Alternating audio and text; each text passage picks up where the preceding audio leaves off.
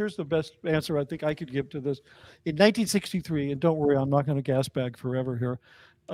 Everybody settle down. In 1963, L. Ron Hubbard, when he was running St. Hill in England, he did a film lecture called An Afternoon at St. Hill. And in that lecture, he came out and very, swaggering and put his foot up on his, in front of his stately manner.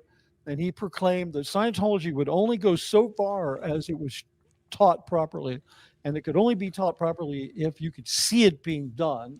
And you could only see it being done if there was film. So in 1963, he proclaimed to the world of Scientology that Scientology would not make it with only him teaching people, and that there had to be films. Then when he went to La Quinta later in the 70s, he started working on these films. He was on the run from the FBI and a bunch of lawsuits.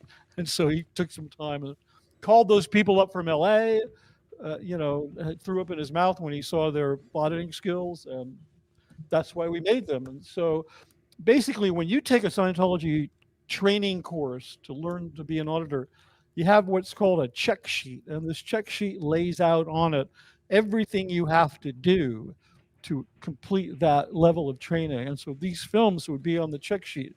Some of them would be on one check sheet, some of them would be on a different check sheet.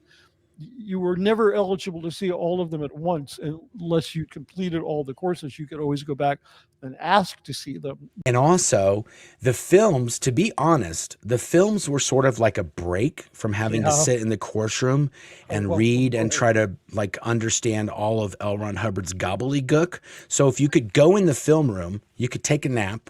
That was one bonus. And you could also just watch the film because it was fun, or at least more fun than sitting in the course room listening to L. Ron Hubbard or reading L. Ron Hubbard's lectures or the materials.